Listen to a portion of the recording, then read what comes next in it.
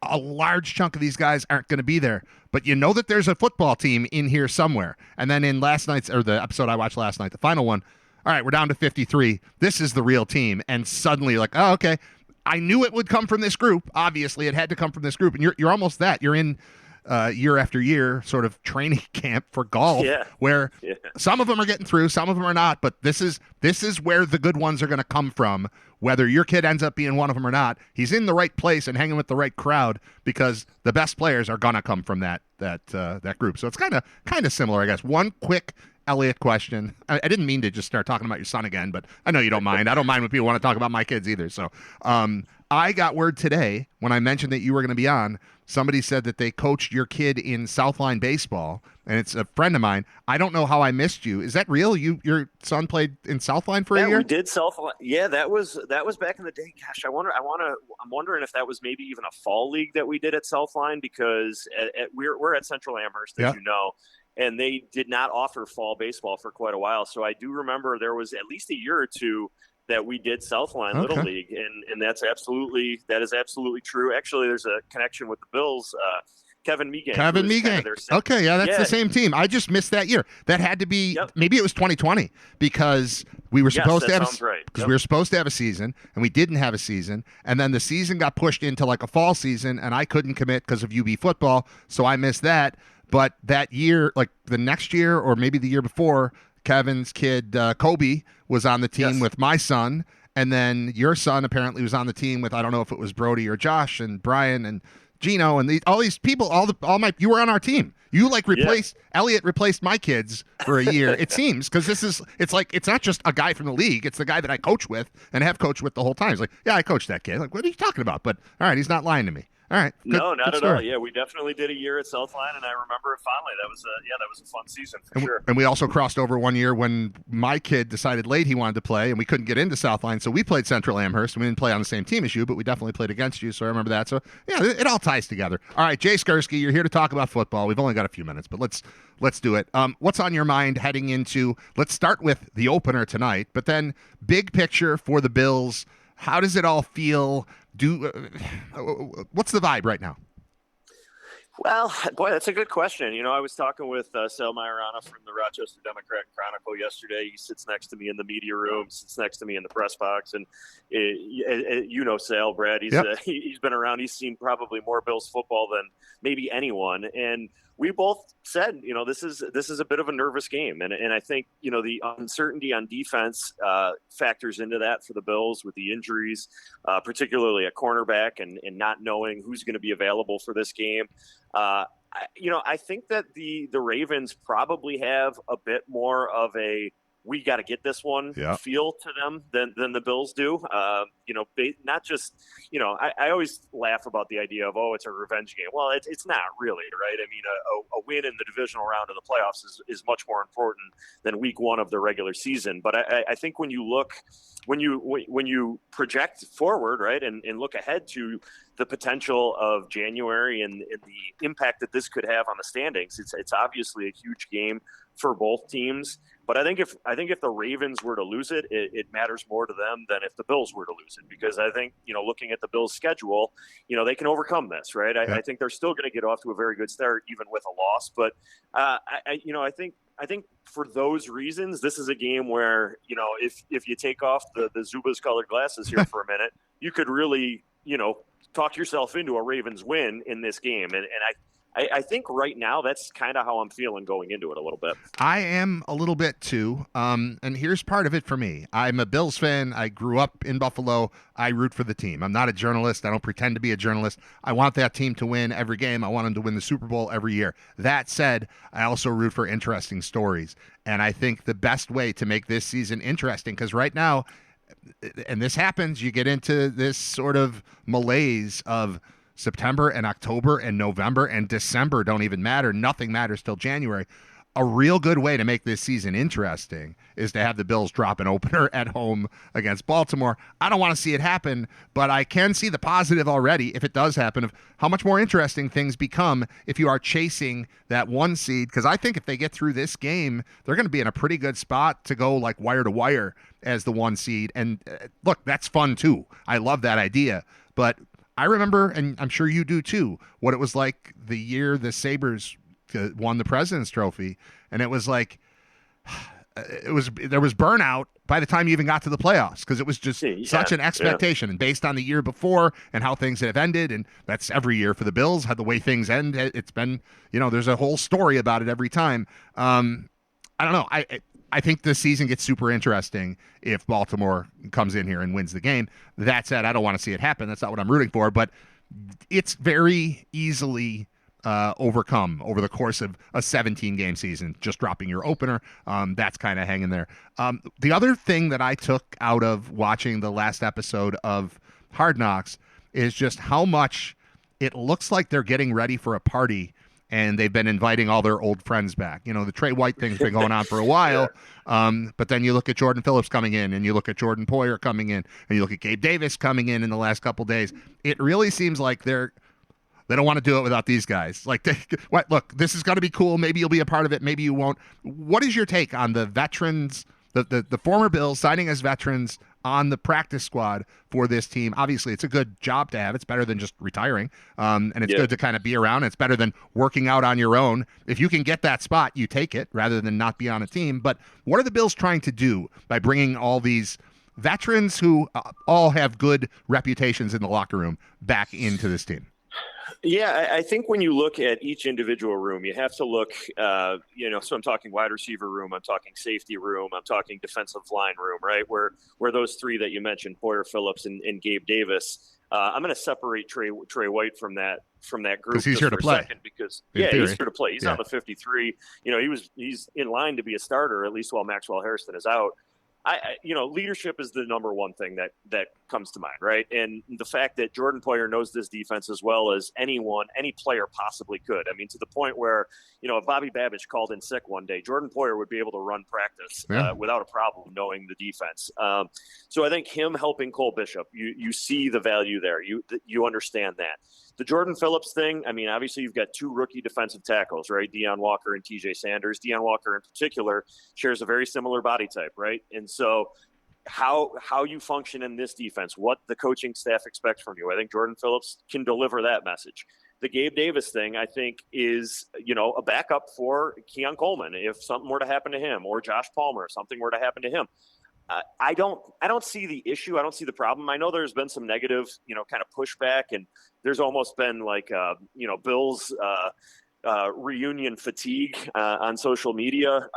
But, if Keon Coleman were to miss a game and, it's week 9 and Gabe Davis gets called up and plays, I just don't have a real big problem with that. I don't think that it's that big of a deal with the way that the practice squad is set up now, where you're able to have these 6 veteran spots.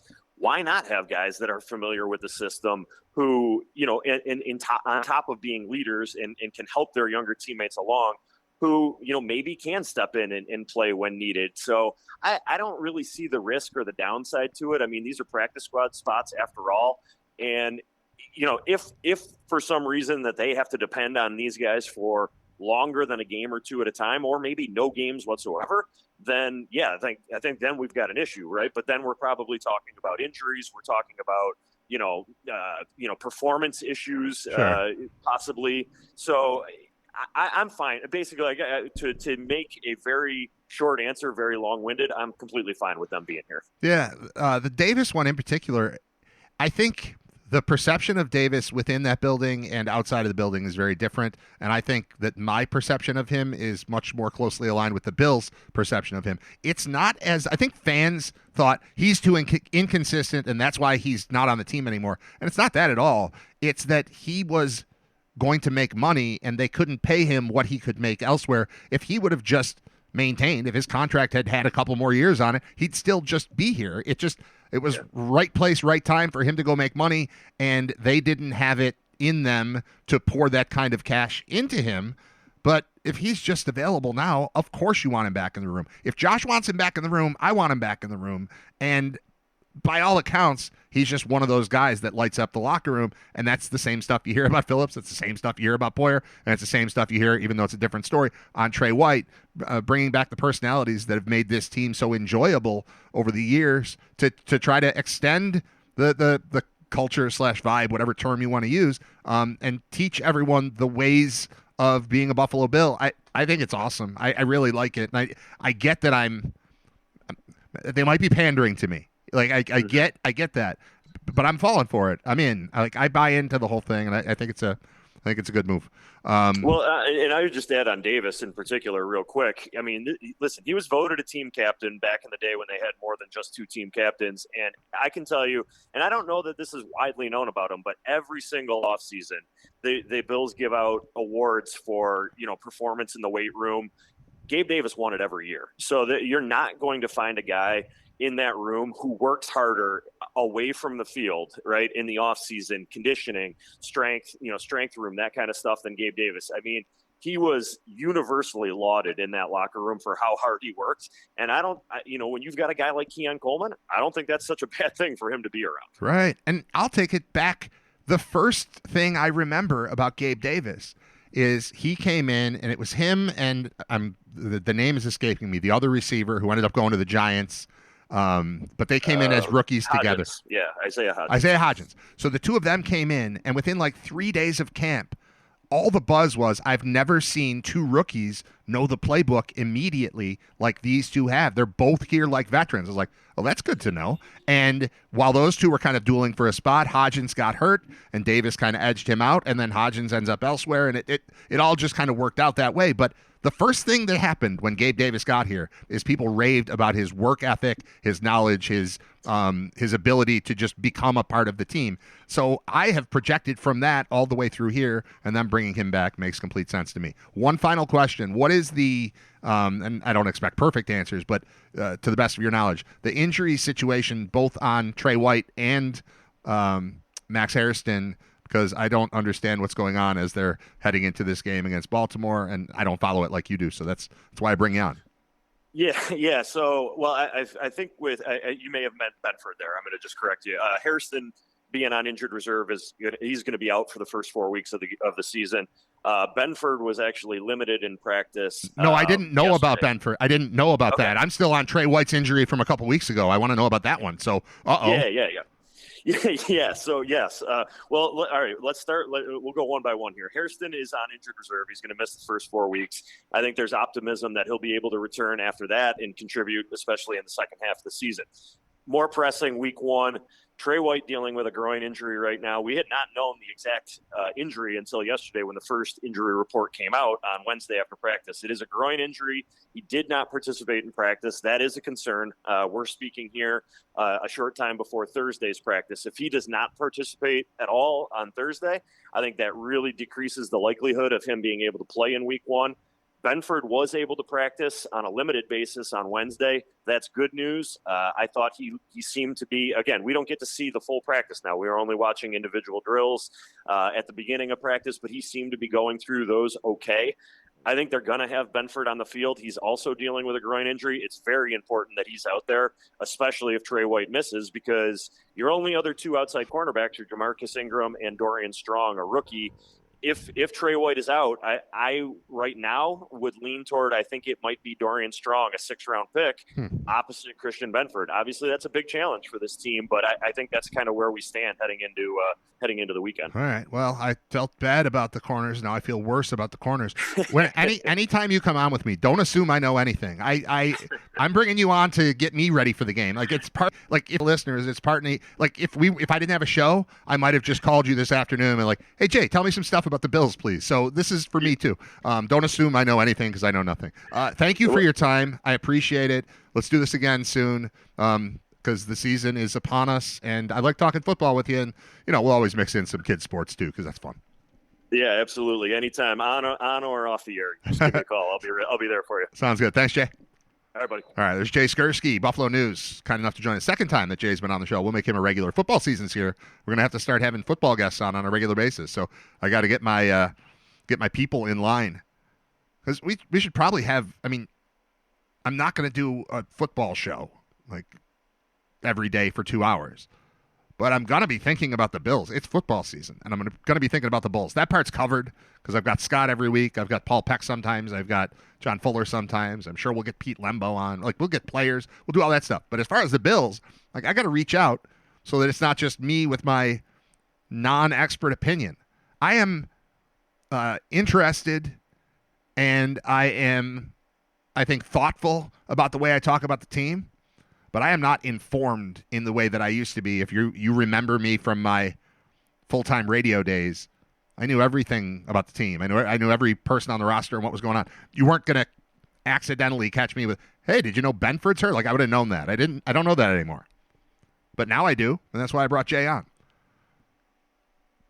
All right. Do I have anything else that I want to do today? I don't need to. The show's over. I talked about field hockey. I've got a whole thing about Cam Patterson and Nate Bargatze that I want to get to, but maybe I'll save that for tomorrow because it's after 12 and I'm no longer contractually obligated to speak to you right now. All right. Here's what I had written down for today. Let's see if I need to do anything else. 2 stolen cars. Did that. Buying feminine products. Did that. Field hockey, first game. Boy cheerleaders, did that. Poyer Phillips, White Davis, setting up a party/parade. I had that written down to talk about anyway before I had Jay on. So then I talked about that with Jay. And then the only other thing I had written down was Cam Patterson. Cam Patterson is a stand-up comic who has been added to the lineup for SNL. And there's a lot of interesting stuff there. And then Nate Bargatze is another stand-up comic who is coming back to the arena downtown. He's already announced August 5th, 2026. Like he's Taylor Swift. Announced that he will be back with his Big Dumb Eyes tour at the arena August 5th, 26. I love Nate Bargatze, and I like Cam Patterson a lot. But I'm trying to understand the comedy world a little bit better. I need an expert. Maybe I'll get a comic on. Let's not do this. I have 2 separate things. One about Cam Patterson going to SNL, the same SNL that hired and then fired Shane Gillis. It's a little weird. And then the Bargatze thing, it's a whole, I'm not going to do it now. Here's what I will do now. Another story that I have open that I will not get to if I don't do it right now. Those I'll get to. This I will not. I clicked on a link. I talk a lot about clickbait, about people trying to con me into clicking on things, and I don't typically do it. But this was, and it's not journalism because it's it's kind of journalism. It's an opinion piece. But the headline actually told me what the story was going to be, as opposed to, you won't believe what rock band is getting together to tour in Europe next year. The answer is Radiohead. But that's clickbait. When you have to click on the headline to find out what they're talking about, here I didn't need to click on it. I knew what they were talking about. I needed to know what they had to say, and that's perfect. I read a good article today. That's from yesterday, but it says Fox, ESPN made college football unwatchable last weekend.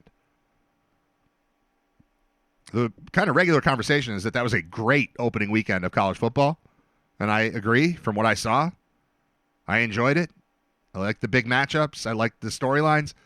But this is a very good story. I guess Michael Wilbon got into it, and then Jimmy Traina, who's with Sports Illustrated, commented on the Wilbon part of it and all of it. I just want to read this. So if you hate sports, you don't like college football, you can leave. The show ended already for you. But I do want to read the story because it's interesting to me. All right. 1, thank you, Michael Wilbon, from the very bottom of my heart. Thank you, says Jimmy Traina. During Monday's TCU North Carolina game, I posted this. He wrote, I can't figure out, this is Jimmy Traina, the writer of the article, the author of the article. It's confusing to say writer because that's my last name. It's Writer Radio, so we're talking about this writer, Jimmy Traina. No. The W is silent. His tweet was, I can't figure out which network embarrassed itself with their coverage more this weekend. Fox acting like Arch Manning was better than Tom Brady, or ESPN just openly rooting for Belichick and ignoring TCU completely. In the article, he goes on to say, clearly, I was not the only person who couldn't stomach what Fox and ESPN did this past weekend in hyping their games because Wilbon shared similar thoughts on Tuesday's Pardon the Interruption. I think I can just play it rather than read the quote. I think I can. We'll try this. If it doesn't work, it doesn't work, but I'm hitting play. But, Tony, so let's go back to the Ohio State-Texas game for a second. Here's what stood out to me week one and all the days leading up to week one. I don't want mass media, major media, networks including people that we like to call our friends, to just ruin the watching of college football for me, the consumption of college football, by exaggerating the hell out of everything, by overstating everything. Arch Manning is not Peyton or Eli or Archie just yet. Just let him simmer a little bit. Let it percolate. Let it happen. Jeremiah Smith. He is not Jerry Rice just yet. I heard somebody who I probably like a lot say, probably somebody I covered, say he's the best college football player I've ever seen. You know what my recommendation would be? Then watch more college football over the last 50 years, because he ain't the best I've seen. He's made some great catches and things that make you go, ooh. But can we just stop? The greatest weekend all of it is just slobbered over. It was a fabulous opening weekend in terms of games. In terms of matchups. We intended to see that, and we didn't get it. Yeah. Right? No, the Miami-Notre Dame game kind of lived up to it. LSU-Clemson had some moments. Give LSU some credit. I will. I think that's the first time that Brian Kelly has won at LSU in the opener. It was All right. So that happened. I don't have to read the quote now because it's all there. Continuing with the story, though. This is good. I like this.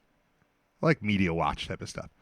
It says, while I commend Wilbon for calling out Fox's ridiculous coverage of the Texas-Ohio State game, it would have been nice if he mentioned his own network making the TCU-North Carolina game borderline unwatchable. I think he did hint at that. He just works at ESPN, so he's not going to say it out loud. But I think we got the point there, Jimmy.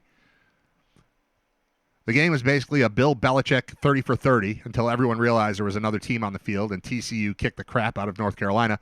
I can justify ESPN's absurd hype for TCU North Carolina more than what Fox did for Texas Ohio State, because at least ESPN's game featured the greatest coach in NFL history making his college football debut. I get why ESPN did what it did with this coverage, but it still would have been nice if just one person with some power would have said, guys, we're going way over the top here.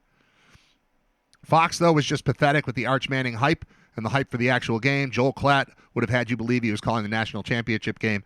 Fox tried to sell you that it was the biggest game of the season. How could it be the biggest game of the season when, one, it's week one, and two, both teams, barring a catastrophe, are going to make the playoff? It got to the point where Fox's coverage felt so disingenuous. It was very used car salesman-like. But this is what sports television is now. Make everything a spectacle and do what you can to bring in the fringe viewer. This has been the strategy for the Super Bowl forever, but now networks have adopted this philosophy for regular season games. The legitimate college football fan is going to watch Texas, Ohio State, no matter what. That means Fox needs to bring in the folks who aren't diehards, who watch week in and week out. That means having no shame and making the game out to be the most important thing on earth. The problem with this, which networks don't care about, is that it turns off and frustrates the regular viewer and Michael Wilbon. And then there's a basketball part of this I'm not going to do, but involves Charles Barkley. But that has nothing to do with it. Just the football part. I got to say, the Manning thing, in defense of everyone who really hyped up the debut of Manning, I mean, it is number one against number three at the defending national champion with a kid named Manning at quarterback. And it's not as though he's a freshman who arrived this summer and we can't wait to see him. We just found out that Archie's got a grandson and that, Cooper's got a kid and Eli and Peyton have a nephew. So I've known of Arch Manning for 10 years. And then he played in the opening game, played in the game opening weekend and kind of the opening game. It was the Khalil Mack spot, really. It was noon on Saturday of week one, live from the Horseshoe. Go out there and show us what you got. And no one going into that game, aside from those of us in Buffalo, were like, watch out for number 46. But the world was saying, watch out for this guy on this stage. Khalil Mack made a lot of money that day. Khalil Mack put himself, and look, if he didn't have the game that he did, he still would have found his way to a roster. Maybe he would have had to go the Dolak route or the Andreessen route. But playing linebacker for UB, there's no way Sean Dolak wasn't getting into an NFL camp. And then once he got in the camp, there's no way he wasn't going to be there when they cut down. Khalil Mack, same thing, except he had this game against Ohio State. So knowing that a guy that we've heard about for 10 years in Arch, like I know him, but Arch Manning, knowing that he's making his real debut. I know he had a couple starts at home last year, but it's your team now. You're the starter. Or he played. I don't know if he started last year at home because they had yours. But regardless, this was his showcase. And I don't really fault the network or any college football analyst for going, hey, we're going to get to see it. And it wasn't great. But it doesn't mean it's not going to be great. I heard somebody say this. I don't remember who it was, but I'm crediting someone because this is not my line. It's like, yeah, Arch can swim. In 4 feet of water, he can swim. But he just got thrown into 20 feet of water, which is the Horseshoe, opening day, number 1 team in the country, 105,000 people there, defending national champion, all that stuff. He got thrown into that, and that's a little different than the nice calm waters of you're out of the wading pool, and now you're in the ocean. And, next week's not going to be the ocean. There will be more ocean trips. But that was the first one. So I get the hype, but I appreciate that perspective. I do agree it's the greatest this of all time. It's my kids telling me that Old Town Road is the best song ever 5 years ago when that was popular. Like, that's not the best song on the radio right now. That's the 10th best song. Like, if we just kept pushing buttons, you would hear a better song every time you pushed a button than Old Town Road. But it was the best ever. Everything's the best ever. The world has become Dan Sontag. That's a joke for only a few people, but Dan Sontag is a good friend of mine who I don't see nearly enough, but used to work with him at GR, and everything with him was either the best ever or the worst ever. It made for great radio when not everyone in the world talked like him. Now that everyone talks like Dan Sontag, it's a frustrating world to be in. Everything's not the best ever or the worst ever, except for, Allen being the best quarterback and who's never been to a Super Bowl. I believed in that, the Mike Greenberg thing that we played yesterday. All right, I'm done. That's it. I'm going to close that one. That one goes away. All right, so what does that leave open for tomorrow? I might have to reboot this computer. It's getting a little slow. All right, so things that are on here. Amherst car theft, I can close. 14's charge after stolen car, I can close. All right, so here are the headlines we did not get to that I'm going to leave open on the screen. If I don't have to reboot the computer, which I think I'm going to have to do. But here, the plan, things that will be included. Chrome is not responding. Now it's covering up the words I was going to read. See, this is why the show ends at noon. I should just go away at noon. Sitting here at 12:16 like a dummy. All right, the next headline is comedian Nate Bargatze announces his 2026 Big Dumb Eyes World Tour, Buffalo stop. We'll leave that open. We'll get to it. 2 men indicted on gun charges. That story went away anyway. I didn't really need that one. Demi Moore speaks on ex-husband Bruce Willis dementia. As Star's wife responds to backlash. I had that one open more for me to read and see if I wanted to talk about it. I don't want to talk about sad Bruce Willis news, but I am interested. So I've got that one open. If it's worth discussing, we'll get to it. It's from the Hollywood Reporter. Then we've got new SNL cast member outed himself as Trump voter. Definitely going to get to that one. And then this other story that I found, which is from something called Bro Bible. It's just an article about things you may not know about the movie Dazed and Confused. For no apparent reason, that story just popped up in my feed, and I love that movie. And so I wanted to read those, and maybe we'll talk about Dazed and Confused tomorrow. I don't know. Or maybe I'll lose all of these links because my computer is ready to die and needs to just be reborn. It needs a little resuscitation, a.k.a. a reboot. So there's too much stuff open. So those are the things I didn't get to today, and I'm likely to get to tomorrow. But also tomorrow we'll have Scott Wilson. At some point today, I'm going to do a UB football podcast. That'll be available tomorrow. Go to UB Bulls Insider. That's the name of the podcast there. We're just a part of it. Like the football is just a part of it. You'll find other random things in there. Paul Pack talking to Mark Allnut and Pete Lembo talking to Soaps. All this stuff is in there, but once a week, Scott and I are jumping in with a football podcast. All right, I'm done. What are you doing for lunch? I don't know. I have a turkey sandwich. We're gonna go around the corner. I think you should come with us. This is a great place. I don't know. Okay. We brought you a shirt. Will you get out of here? Will you get out of here? Will you? Now, will you go to lunch? Go to lunch.